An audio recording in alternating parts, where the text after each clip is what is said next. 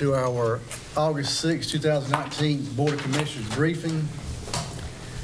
Mr. Aycock, you have invocation. Yes, sir. Pledge allegiance led by Mr. Bell. Okay. And then discussion adjustment of agenda. Mr. Honeycutt, you have anything? Yes, sir, we do today. We have really three things that we need to discuss and add. The first thing is the discussion of the meeting for September 3rd. We need to make sure if we're going to cancel that meeting, that is the meeting after Labor Day. We need to make sure we do that because we do have a public hearing that is scheduled for that time. So if we're going to cancel the meeting, we can push that public hearing off to the 17th.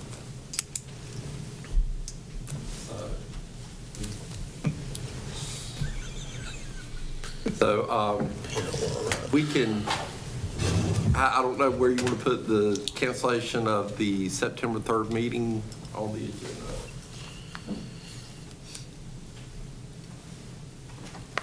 We can put it under consent That's what I'm doing. Unless somebody's against it. as number.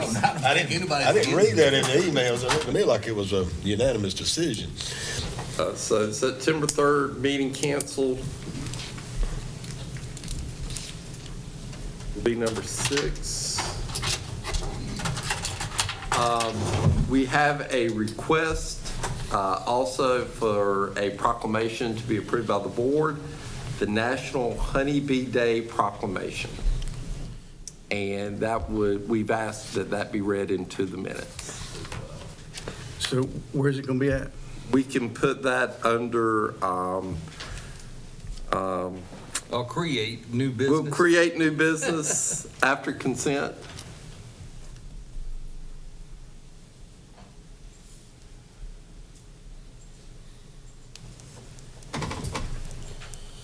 And you going to read it? Yeah, I'll Or be the glad lady- to read. Will the Yes. lady be here? No, sir. Okay.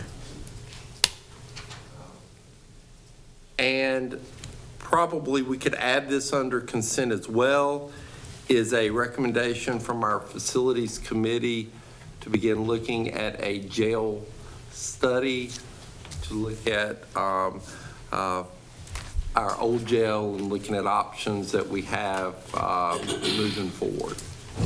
And this will be by Mosley and Associates. There is some concern that our attorney has, but any approval will be based upon final approval by county attorney. Could we add an appropriate budget amendment? And appropriate, yeah. So, all right, thank you. And we do have a memo on that, and we can put that under new business as well.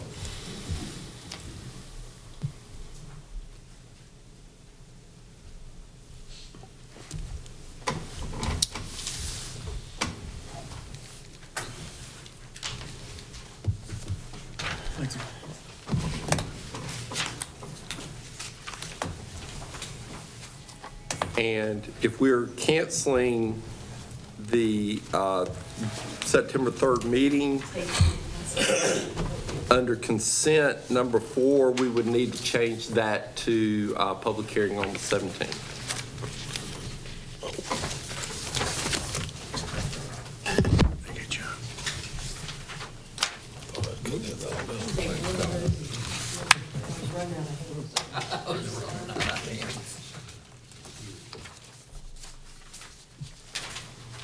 The number 4 will be changed to September 17th. Yes, sir.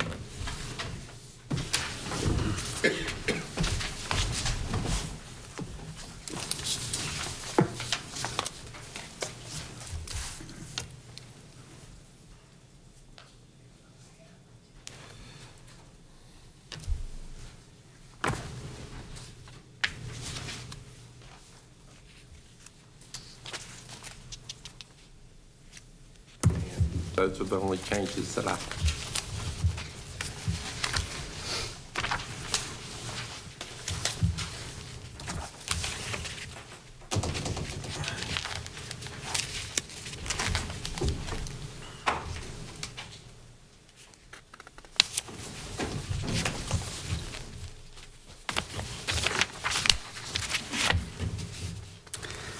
Okay, so then we'll go to county manager's comments, board of commission comments.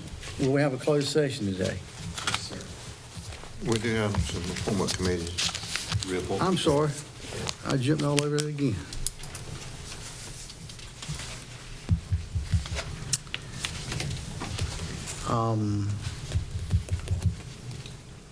Do you want to start with the consent agenda? Yes, sir, we can go with the consent agenda. First is application for present use value on pages 6 and 7. No questions from staff or from our tax administrator, so we recommend approval on that. And then number 2 is budget amendments, and I'll have Allison go over those for you. Okay. We do have several today. We have one budget amendment for the prior year, which is for facility services, $14,500 to increase the electricity line item. I believe this is due just to the heated summer we've had and an increased number of buildings. The next several are a grouping of budget amendments, and I'll just like breeze past those unless you have questions. They start on page 12 and end on page 28. They are all reappropriations from the prior budget year to this current year of monies that were unspent at June 30. Are there any questions about those? If not, I'll move on. This is all passed through? These are all monies at June 30 that were unspent that need to be carried forward, projects that were, midway through and did not complete. So they're reappropriations. So this was projects that has been started but not completed? Or it could be grants that were, so it's a combination. It could be grants that were, the funds had not been spent, and maybe the grant cycle doesn't run with our fiscal year end, so we have to carry them over from one to the next. Our capital projects are multi-year projects typically, so they have to be carried over from one year to the next. If we had donations that were unspent at June 30, we have to carry those over from one year to the next. Well, how does budget amendments like this affect our budget for this year, if it does? So at June 30, the way they would show up in the audit would be as assigned in your fund balance, because they're reserved, they're appropriated for a special purpose, but they're unspent at June 30. So then the next year, what we do is we appropriate to use that in the following year. Okay, Does that make sense? Okay. kind of. The kind of a mixed thing too, or like the stuff for DSS, that's kind of, many comes directly to DSS. Right, so and some of It's them really have. not coming out of our budgets. Right, some of them have special purpose, a lot of them have special purpose restrictions like DSS, where they Yeah. can only spend it on one type of activity, so you have no choice but to carry it over from one year to the next. But if there are any others, feel free to ask, I don't mind. Number 23, Uh-huh, that's, capital outlay, is that 981,000? yes, sir, so that is for Wayne Community College, that would, just like we do for the public schools in their Small Works project, whatever they have remaining at the end of the year that we appropriated to them, we carry forward to the next year. Is that about that, air conditioning system? No, sir, this is actually the general capital outlay that we appropriate to them every year. So we appropriate, like we do with the public schools, we appropriate operating expense and capital outlay, and So that that's could be a what's. lot of items Yes, sir. out there, but lumped under that one. Yes, sir. Code. Yes, sir. It's budgeted items that were just not spent, and we're just carrying it over to the next year. The projects have been started, the HVAC loop and the new automotive and auto body facility that's being built now. Those projects have been started, but you won't pay everything up front. As the project go on, the money would be used. The reason I bring it is sometimes we have discussions about things that were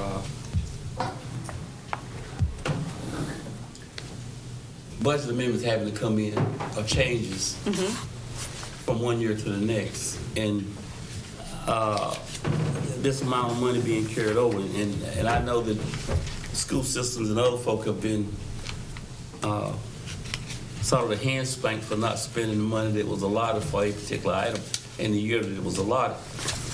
So I just say that so that I guess as we go through this year, we probably don't need to complain about items being budget amendments and so forth, because we're looking right here. Look like it's a par for course. So I would just caution ourselves not to be critical of selected ones since we're doing this officially. Thank you, ma'am. Any other questions on those? Okay, so I'm going to jump to page, I think it's 59.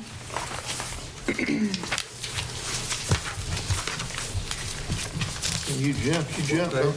I'm sorry, 29. Hard to say. Oh, boy, that's a power. I was trying to rush y'all right through. Sorry about that. So page 29 is budget amendment number 20. Okay, so this is now for this year. These are new budget amendments. These are not reappropriations. We are requesting to appropriate in the 911 restricted funds $8,580. This is an amount for the maintenance agreement on a recorder that was purchased for the 911 system. When was the recorder purchased? I believe it was purchased last year, and they budgeted an amount for annual maintenance, but it was not sufficient. So they are correcting that. Number 31 for the library, they've received grant funds to send a staff member to the American Library Association conference, so that is appropriating funds for that purpose. For JCPC, a grant in the amount of $420,076. These are pass-through funds from the state, and the JCPC Council determines how these are allocated. Excuse me, Yes, sir. I'm slow this morning. Let me go back to this. Okay. How could they not budget the appropriate amount for maintenance on that system? My understanding was, so I think there's been a change in staff since then, and the prior staff member is not here to answer why there was not enough budgeted. But I mean, you know, if the maintenance agreement is a certain amount of money, I mean, Right. that's what you budget for. Right.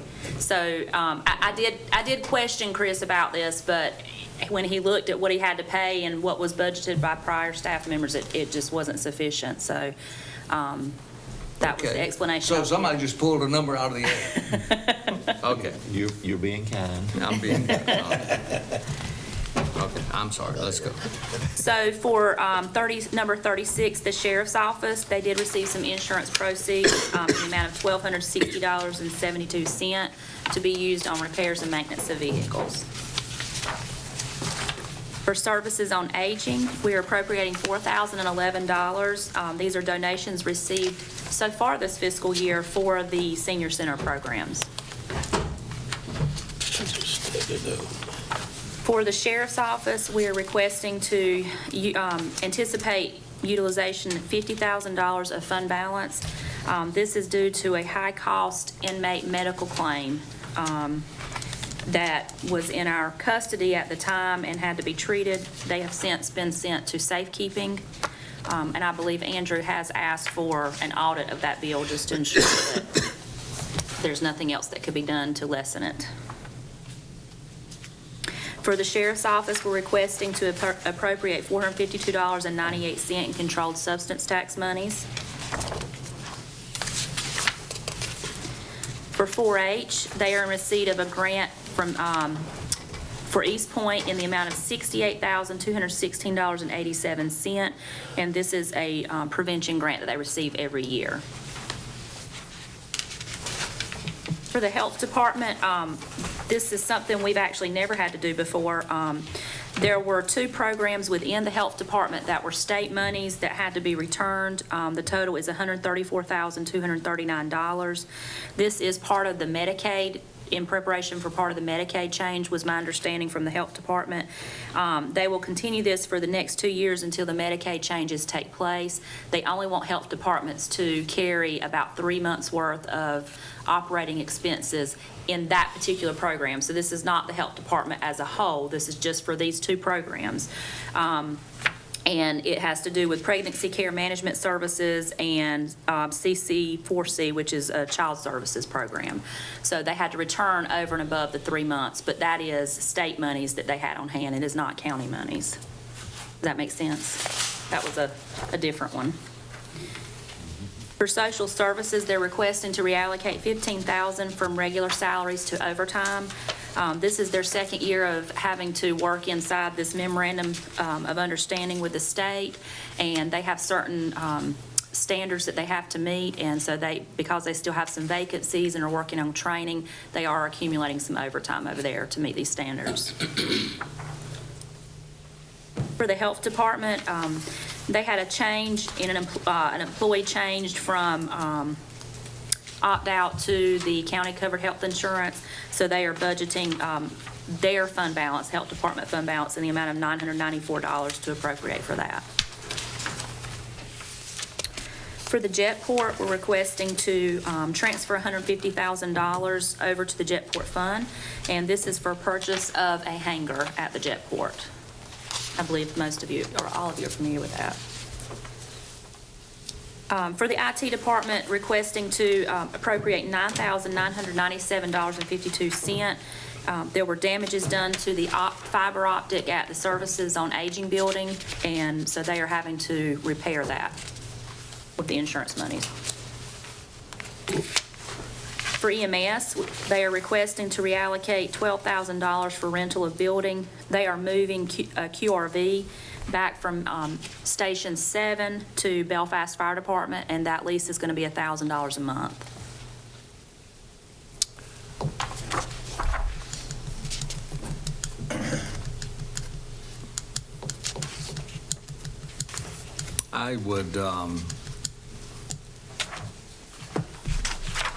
I would ask that we have some further conversation on this. Can we pull this? Sure. So I will take that, I will scratch that through on my memo, and that is budget amendment number 63.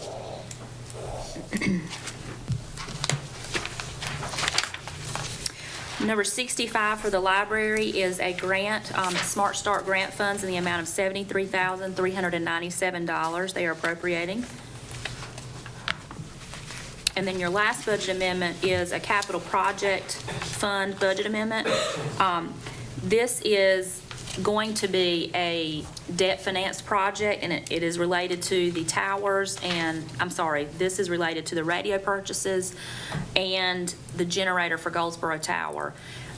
These are going to be financed funds, but as you recall from the last meeting, we did a resolution where we can advance that money, and then we can be reimbursed from the debt proceeds whenever we do that.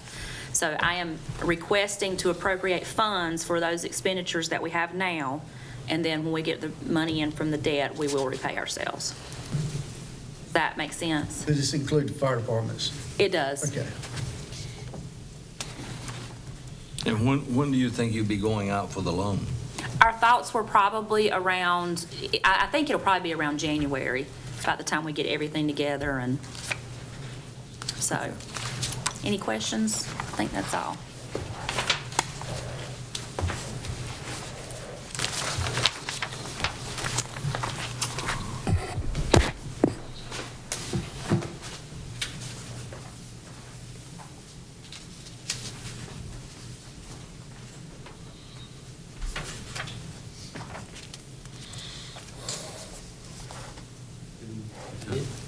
Okay, the next is, number 3 is a motion to approve preliminary plat for Abington subdivision as recommended by the Wayne County Planning Board, and I'll turn that over to Barry.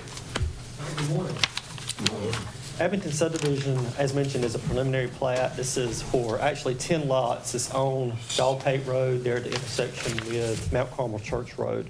The access itself will be directly on Dog Pate Road, and there'll be one cul-de-sac that goes in for the 10 lots.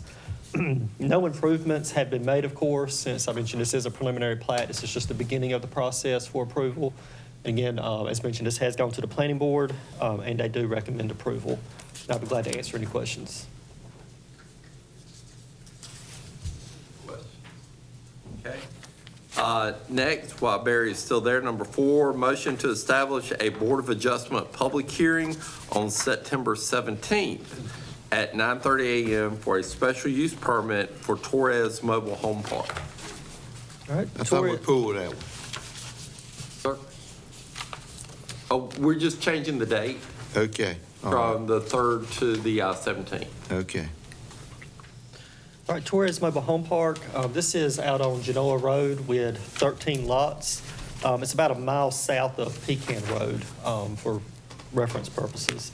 The zoning of the property is RA20, and of course, because of that, that's why this is coming before you as a special use. Typically, it would go to the planning board, and not go through a process such as this. But because of the zoning, it does require a special use, in this case.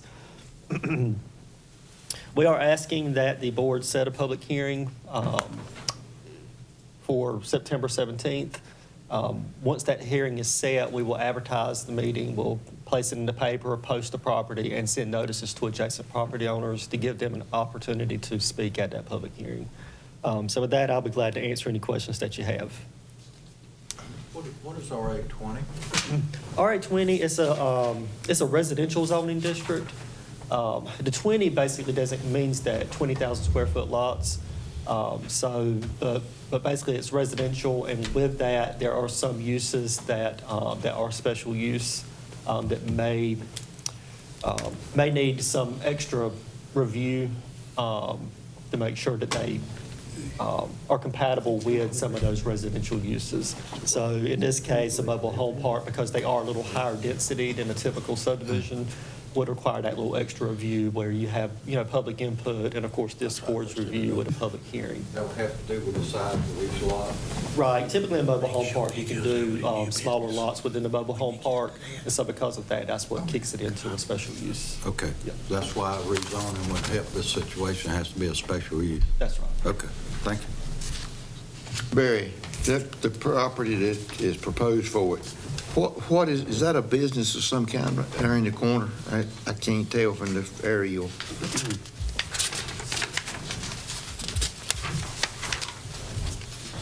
Oh, they're in the front, they're along the road. No, that's a house. It's just a Oh, large okay, house. They have a lot okay, of- it's just a large house. Yeah, they just have a lot of structures there and a lot of seating Okay, up for their okay. driveway. Okay, thank you.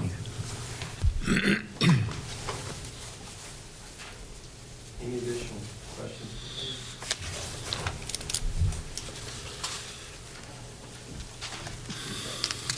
Thank you. Thank you, Barry. Next will be number 5, motion to approve sale of surplus property on 103 North Slocum Street, jointly owned with the city of Goldsboro, as requested by the city of Goldsboro. And Andrew? Good morning. The city of Goldsboro approved the sale at their July 15th meeting. They went through upset bid procedures. The final offer they had was $1,579.85. Tax value on the parcel is $2,680. So I hadn't had any calls about this. The city just contacted me after they went through the bidding procedures. And it's an old foreclosure that we've had for a couple of years, I believe in 2014. So pretty straightforward. And any proceeds obviously would be split with the county on the sale. Any questions? Did we foreclose on We did, in 2014. it? And it's taken 5 years to years. sell it? Lord. Have we got other properties like this? A lot. We do.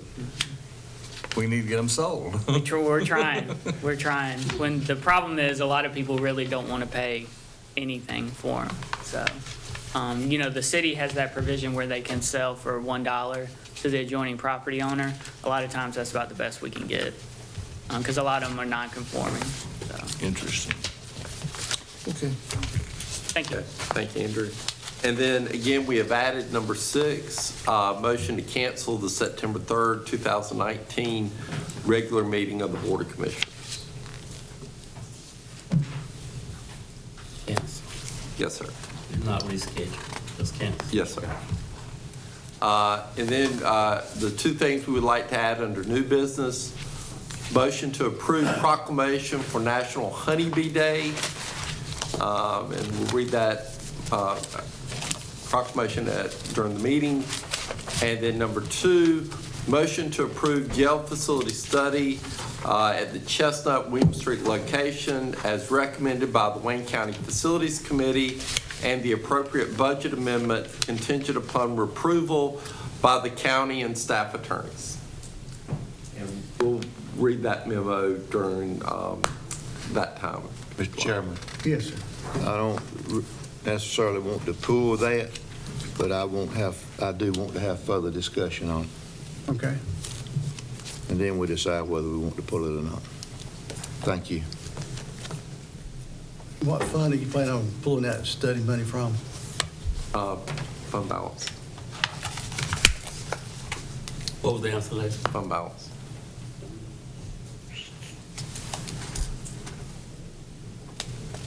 And that's the study on the jail. Yes, sir. Is there some special reason why travel is $2,500? That is what they put into the contract. The actual study is the 29. And they're not, they don't work for us, we're contracting. with Yes, them. sir. Contract with Mosley and Associates. They're the original firm that did the jail annex and also the jail study back in, I think, 2016. I mean, 2015. my past experience is that a company who's doing their own work, buy their own gas, I just look, I see this as them figuring a way to slide, as any company might, another additional $2,500 in that figure up there and call it transportation. As far as I'm concerned, they buy their own gas to get in. Good point.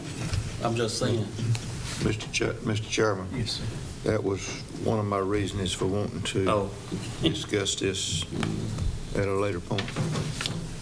conservative minds.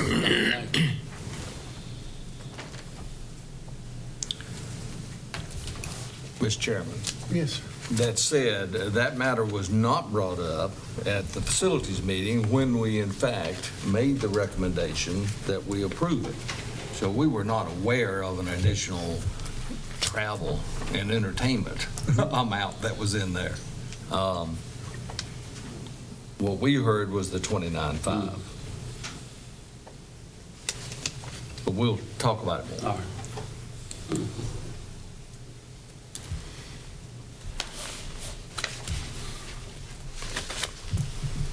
I was just fishing for other monies for the budget amendment. And you sure? Are you sharpening the pencil when you can't find any anywhere? We have not, I'm sending the email now to Yeah. start looking. so, yeah, we can always look. Right. You got to be able to use drug seizure money for something. I don't know if, yeah, I think that's more for capital and training than it is for jail studies. So, but we'll check. We'll get it back one way or the other.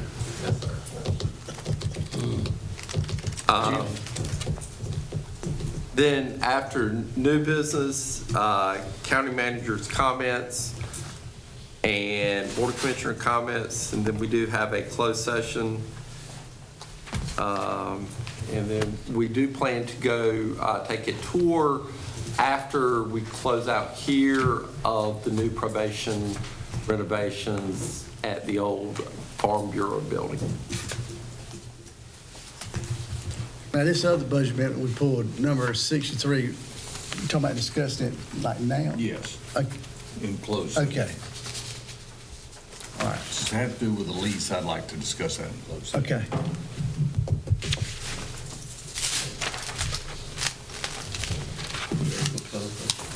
I am. To discuss matters relating to the location, expansion of businesses in Wayne County and to consult with an attorney to preserve the attorney-client privilege. Motion. Motion to go to closed session. Motion, Mr. Payne. All in favor, please signify by raising your right hand. Thank you.